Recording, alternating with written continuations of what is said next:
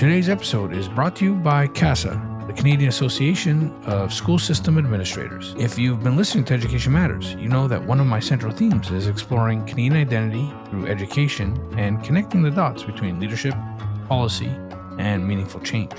And so this is exactly what CASSA does. They bring together superintendents and system leaders from coast to coast to coast across Canada to tackle the biggest challenges in public education, with a sharp focus on equity, student success, and collaboration. Learn more at CASSA, that's CASSA-ACGCS.ca. And the good life means that everyone is looked after. And in our world where we are constantly trying to get ahead and the dollar is the measurement, we have a danger of undermining that democracy by chasing something other than a good life, which is all about fairness, equity, and kindness, and looking after each other and sharing the wealth that we have, sharing the resources that we have. I really believe that that's what we're trying to do in education.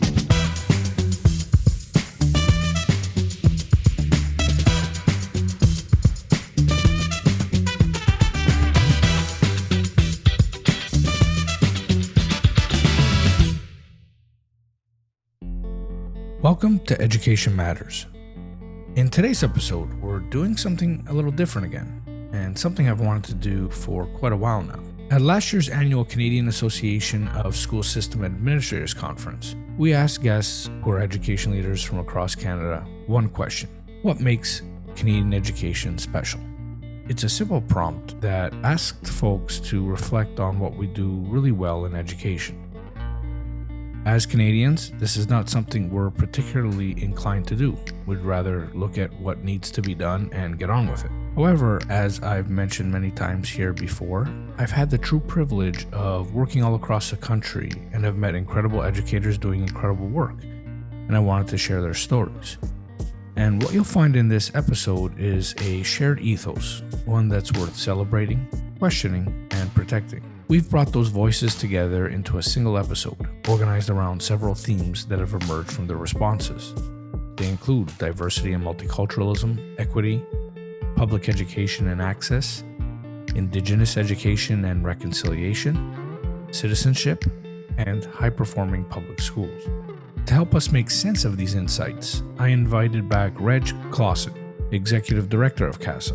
If you've listened to our earlier episode, you'll know Reg brings a deep systems-level perspective shaped by decades in the field. As the leader of CASSA, one of the only national networks in a decentralized education system, Reg is uniquely positioned to reflect on what unites us across provinces and what makes Canadian education identity worth paying attention to. This episode will also serve as a lead-in to CASSA's upcoming national conference, taking place on July 2nd to 4th at the Sheraton Cavalier in Saskatoon, Saskatchewan. It's an annual gathering that brings together superintendents and school system leaders from across the country, and it's exactly the kind of space where these questions about Canada's education identity are debated, shared, and strengthened. And I am pleased to say that we'll be supporting again with the podcast and with the podcast lounge. So whether you're tuning in from the classroom or a board office or somewhere in between, this episode offers a cross-country snapshot of what makes our system unique through the voices of those leading it. Without further ado, let's get started. Hello, Reg. Welcome back to the podcast. Been looking forward to this one for a while. Thanks, Jason. It's good to be here. I am eager to talk with you again about education and kind of reflect on some of the comments we captured at our last conference. And speaking of conferences, I just want to let people know that July 2nd to 4th, 2026 in Saskatoon is our next conference, and I expect that our registration will be online within the next 2 to 3 weeks. And we have some exciting keynote speakers planned for that. And again, some really strong breakout sessions. So I'm hoping everybody is eager to attend because it fills up fast. Well, that's great, Reg. And this podcast will give everyone a real great sense of what you do at CASSA and the kind of guests that are there and how we're thinking about public education across Canada. So with that, Reg, we will jump into our first set of comments from guests from last year's conference and hear what they've had to say about diversity. I think what's unique about Canadian education is just the size. It's such a large country with such diverse communities. And so that's one of the unique things about the Canadian education system, is that in general, all programs and supports need to kind of reflect that diversity across the country. We're much more culturally responsive and aware, particularly when it comes in Indigenous education, but not just Indigenous. We have, obviously a large immigrant population. Doesn't matter where you go now, whether it's the rural parts of the country or in urban centers, there's so many languages being spoken that I think we've prioritized that as something that we want to care for. I think what has been unique in my jurisdictional scans and understanding about education across Canada would be the focus obviously on multiculturalism, which fosters, again, a lot of equal opportunities, regardless of background, and that we are creating these inclusive environments in our schools. And additionally, I strongly feel that Canadian education takes a very student-centered approach. And so we are focusing largely on critical thinking and creativity and lifelong learning, which really creates global leaders in education. The education system in Canada, like our population in Canada and our culture, is that we're inclusive. And I think we try in our Canadian school systems to let all of the voices be heard and solve problems in more complex ways. Canada just has so much complexity to it. It's diverse. There's so many languages. There's so many new Canadians here, so much multiculturalism. That's what makes Canadian education so great.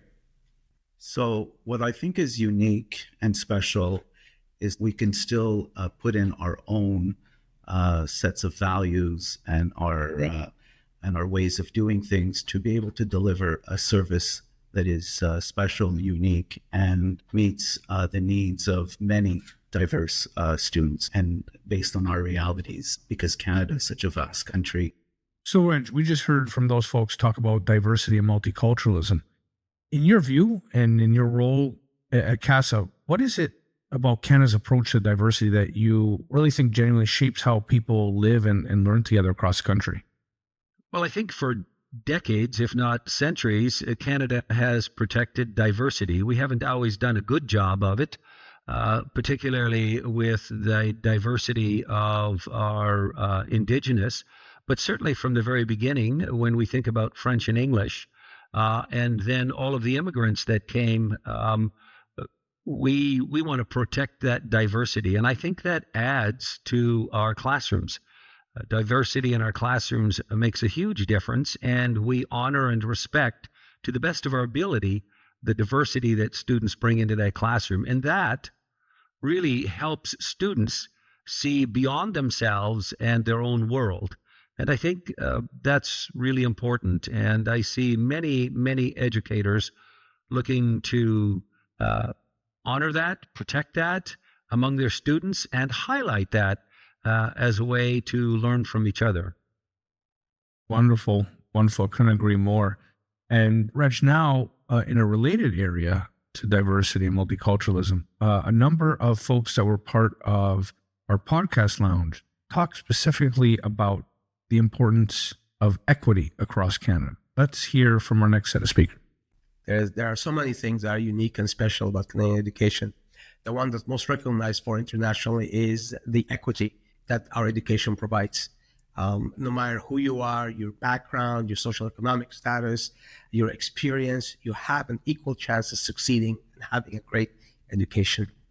So I think the first thing is that we prioritize equity over competition. So you've seen a big shift over the years in terms of just reducing the impact of ranking and grading and all those things. Not that those things don't still have value, but the priority is like, let's make sure everyone learns rather than just identifying who's the best. Yeah, I think what's unique about Canada's education system is that it's all-encompassing in terms of culture, and those are so rich. It really becomes a system about equity over competitiveness, those sort of things. As we look across the country, there's a lot of sharing that happens.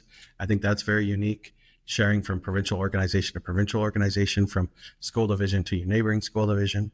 Not reinventing the wheel, but actually finessing, taking a wheel and then, adding your spokes that make it work. And I think that sharing really perpetuates the system. I think that education in Canada is centered on the student and the potential for a student to do whatever they're capable, whatever potential that they have. We invest a lot of resources in understanding how students learn. Conversations have evolved over years about what, literacy, numeracy goals we have in terms of being competitive on an international scale, but certainly we're looking at the well-being of the student. I would say what makes our Canadian education system special is the degree to which we look to see the individual student and to meet the needs of the individual student. Personalizing, it's not a big box store service. It's really who is the individual student, who are we trying to reach, and the personalization that we bring to the experience. So, Reg, having listened to that, why do you think Canada has been able to support equity in education more effectively, probably, than a lot of other countries? I think because we simply believe that equity, as difficult as it may be to achieve, is ultimately important.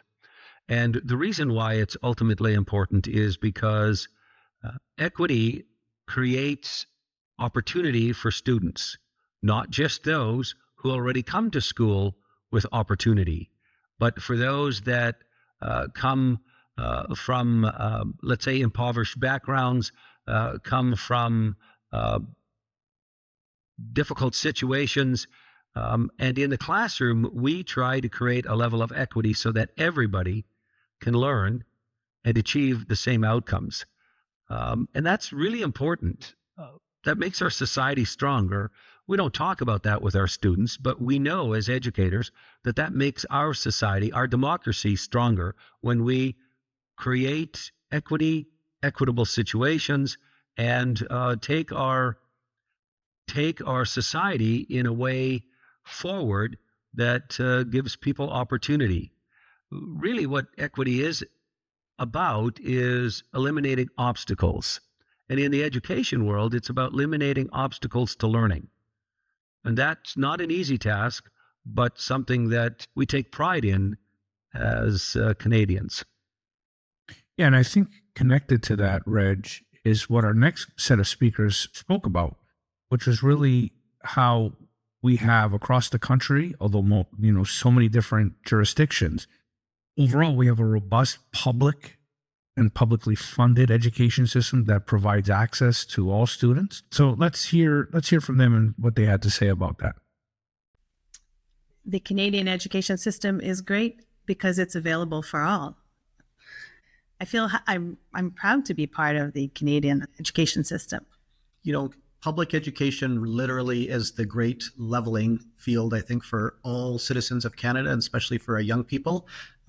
Canada, even through its colonial history, is a place where people have come from parts around the world to make improvements in their lives, to give their kids a better opportunity.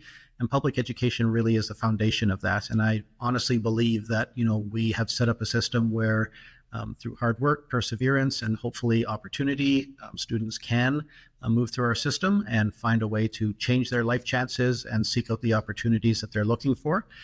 The other interesting part, of course, is that we have provincial and territorial jurisdiction over education in this country. And so even though the nuances of it are quite different, I think that philosophically and foundationally, it is pretty consistent across all points of Canada. We just have a commitment to public good. We want to ensure that public education remains public, that it's good for society to have a strong public education. And so while, yes, there are private education and private schools in Canada, I don't think it has the same trajectory and growth as it would perhaps in the US. And so still maintaining strong public education across country and every province. One of the things that I think is incredibly important in the Canadian context is that we have a deep belief in public education. So as I reflect on this last month and attending the convocations in many of our senior year schools, our students are walking across the stage to get a diploma that much of the world covets. And they don't have access to it. public education in Canada has a lot of diversity from province to province. And so I would reference the Alberta story, which is the fundamental reason why I serve. I can certainly believe in choice in education, public education. That's an important thing.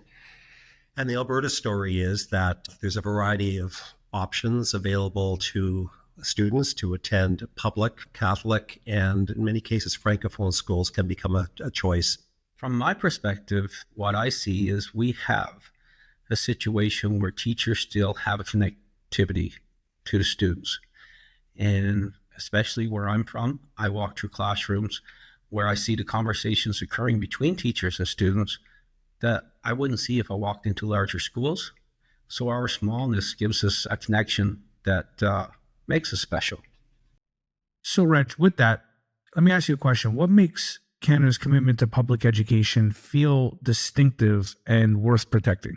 I think that we believe that it is the way to move forward as a country. So the robust funding, although nobody would say that we have enough, there's always a limit to the financial funding that comes to education. But we put a lot of funds into the resources, into salaries, into building good schools in order to create environments where students can learn.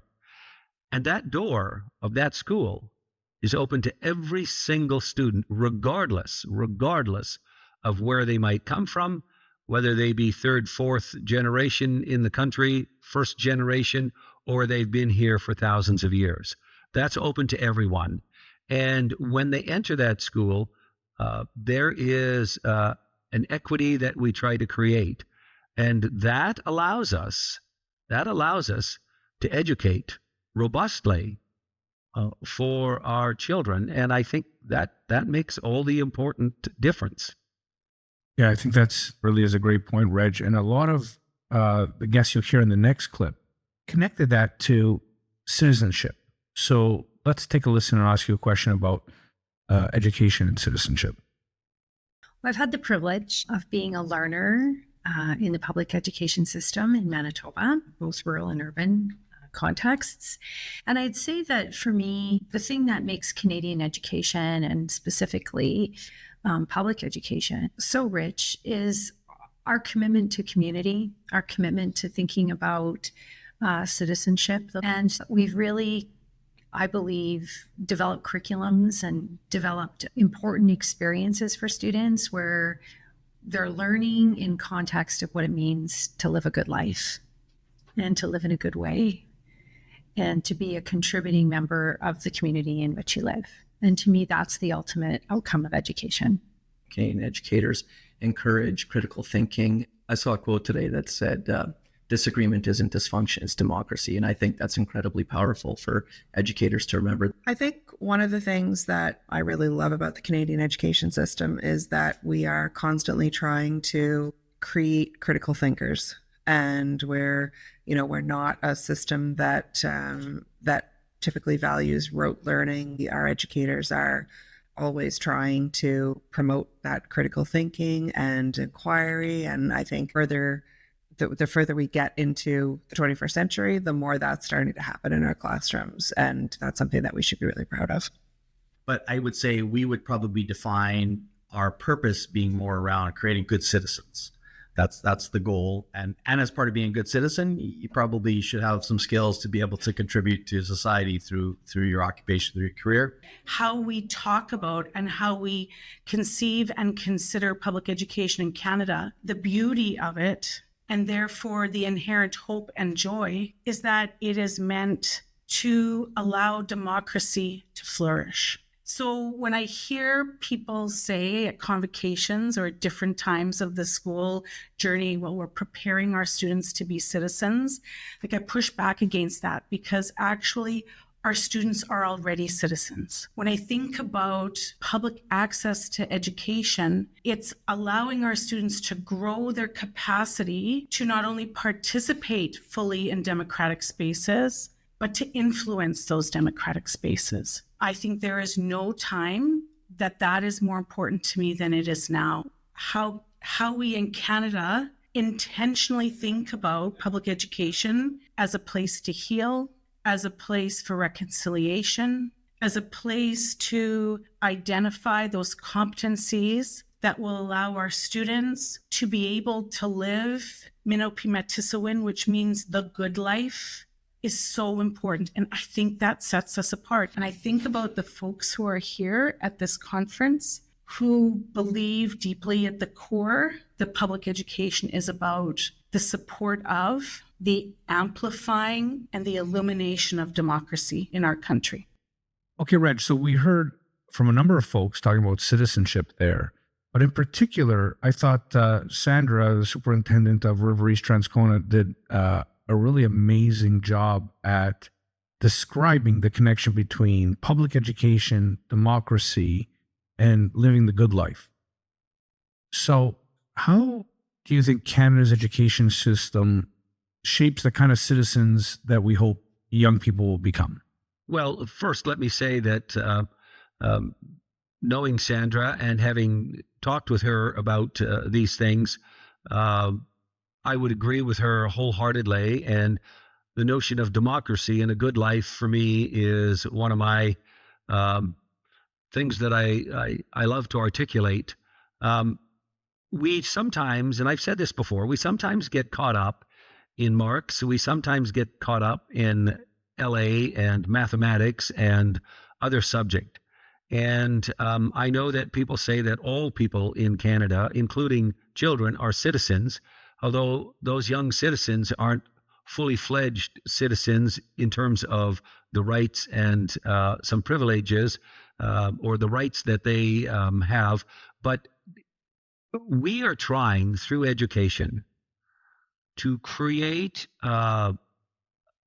young people and help them mature into the fully fledged citizen so that they can take a place in a democratic society and enter into that space and make a contribution. And so it goes beyond just becoming an adult and existing. It moves towards, with the understanding and knowledge that we give children in education, they can make a contribution towards the good life. And the notion of good life is somewhat recent in terms of it's been given to us graciously by our Indigenous community. And the good life means that everyone is looked after. And in our world where we are constantly trying to get ahead and the dollar is the measurement, we have a danger of undermining that democracy. And I think in countries around us, you can see that a little bit. There is that danger.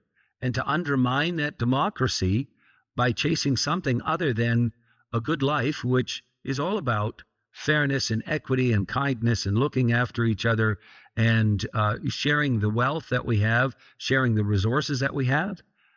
I really believe that that's what we're trying to do in education. And so when we talk about democracy, it goes way beyond just having the right to vote, in my opinion. Wonderfully put. And now, as you alluded to, Reg, a number of our guests also talked about Indigenous education and reconciliation. So let's hear what they had to say. I think what's unique about the Canadian system is the fact that we really promote languages, so that we're a bilingual country, so that you can go in several provinces and several school boards and get French and English. But more importantly, there's been an uptick in Indigenous languages. So, for example, when I went to high school, I was only able to take English and French. But now my daughter, who's 5 years old, when she gets to high school, she'll be able to take our language, which is Mohawk. So I think that's an amazing thing to occur, and that's only happening in Canada. When I think about that question, I think about truth and reconciliation, and I think about our work in creating culturally responsive curriculum in our schools. And I think those calls to action are what are really unique, in that I've worked in a lot of places where part of our growth plans had to include the calls to action and how we were personally working on those calls to action. And given that lens in our work with children, I think is a really unique perspective. I think there's some interesting things about education in Canada, about how we're preparing kids to make a debut into democratic society. And in Manitoba, we're talking lots about what that means through an Indigenous perspective, and particularly thinking about the Indigenous perspective of, Pimatswin, helping kids to learn how to live the good life. And when we think about all that we're doing in terms of equipping our students with skills, knowledge, and attitudes to be successful, we want all of our kids, no matter what that pathway is for them after K to 12, to be ready to live the good life and to make that debut into democratic society. So, Reg, as you had just alluded to, a number of participants at CASSA really wanted to talk about reconciliation. So can I ask you, what does meaningful progress towards reconciliation in education look like to you in Canada today? I guess I would begin by saying listening. It's a tragedy that we're 100 years behind. If we had done that 100 years ago, and the learning that we are beginning to gain, the knowledge that we're beginning to gain from our Indigenous communities in terms of seeing this world differently, as a place to honor and protect as opposed to pillage, in a sense. I think that's a beginning. But to have conversation, to learn from that conversation, and then to take action. And I'm not always sure what the action would be, because the conversation will drive that, and everybody has that conversation. But when we do that, when we listen, share, and then take action to try to move forward in a better way than we have, and there's a ton of ways in which we can do that. I think we have the possibility of moving towards reconciliation and acting on reconciliation. I'm not sure that we'll get to a full reconciliation. I certainly don't think it's going to happen in my lifetime, but we have begun the movement. We're way behind. We need to be energized by it, but I think seek to understand and to recognize the harms of the past and commit to not doing them in any way again to any person.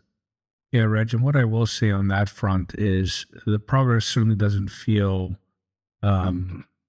it's where it should be, but it is significantly better than when I went to school, a generation ago, that we weren't even taught about our Indigenous history as part of the country, a truly foundational piece of our history.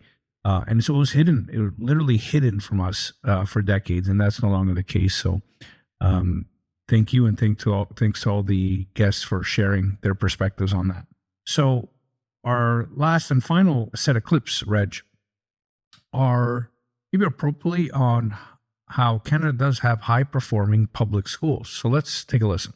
Well, we're one of the higher performing jurisdictions in the world, number one in terms of international testing, and also as identified by the OECD, so the Organization for Economic and Community Development. Canada offers a fantastic public education system.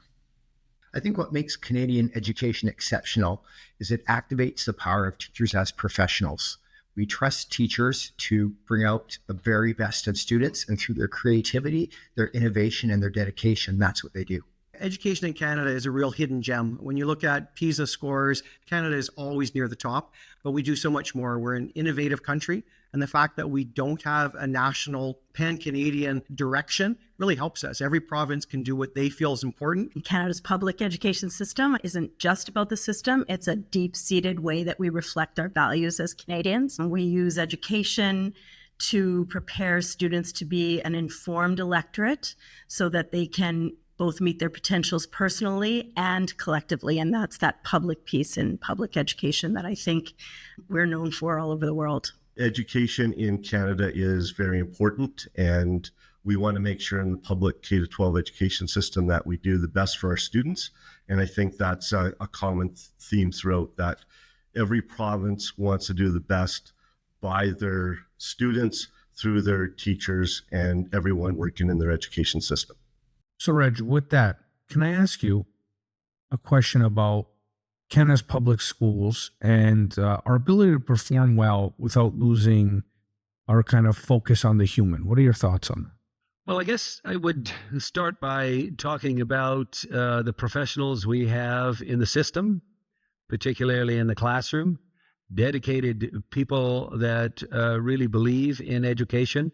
Sometimes I think that our universities are challenged to keep up to the modern world and what they're preparing our educators to deal with in the classroom. If we think about AI, or we think about the way that students have access to knowledge, but we are a high-performing education system. And the rest of the world looks at what we're offering and says, we'd like some of that. And I think that we need to continue the commitment, and that takes the finances, which we talked about. That takes the highly trained professionals. That takes the open access for all students. It can't be, limited. It has to be open to all students. And that creates a system that is robust, that creates a system that's healthy. And I know there's lots of challenges and lots of situations where we think we don't have enough resources, or we don't have enough teachers, or students have too many challenges, but we work really hard to walk beside every student along the road of learning where they are. And that's a gift that we give our kids. That's a gift that we have to our country. And I don't think that we should lose that gift. We need to continue to walk alongside our students to the best of our ability. And I think that means that we have a robust education system that others look across our borders at and say, would like a piece of that. Mm-hmm. Yeah, that's certainly true. And I think one of the other pieces to add to that, Reg, is that no one's really happy with this. Like, we're proud of the system, but we want to continue to improve it. So we're happy with the progress we've made, but I don't think anybody is resting on their laurels. Everyone wants to continue, especially in light of AI and all the societal changes that are happening, to continue to bolster our public education system and our democracy here in Canada. So with that, Reg, I want to thank you for doing this podcast. This kind of pan-Canadian conversation is really the reason I started the podcast in the first place. You know, as executive director, you have a very similar privilege now in your role that I've had over the years of seeing our public education system from coast to coast to coast. So this was an honor and a pleasure to do this episode with you. Thank you. It's an honor to speak to you about education. It's always enlightening. I'm thrilled by the comments that were made at our last conference that we've seen here today, and the rigor, the passion, the commitment that people demonstrate in the way that they speak about education. When you meet educators from across the country, it's amazing the level of passion that they have for the work that they do, for the children that they serve, for the communities that they serve. It's an exciting enterprise to be a part of. Absolutely. And I want to remind folks that we will be at next year's summit with the podcast lounge and interview booth, and we'd love to hear from you. So we hope to see you there. Remember, everyone, July 2nd to 4th in Saskatoon, 2026. That will be our next CASSA conference. Look forward to seeing you there. This podcast is recorded on the territory and Treaty 13 lands of the Mississaugas of the Credit First Nation and on the traditional territory of the Huron-Wendat and the Haudenosaunee. The show is edited and produced by the marvelous and talented Andrew Mastroianni. If you like what you're hearing, make sure you subscribe to us on Spotify or wherever you listen to your podcast. Until next time, remember, there's absolutely no inevitability as long as there's a willingness to contemplate what's happening. I'm your host, Jason Buccheri. Until next time.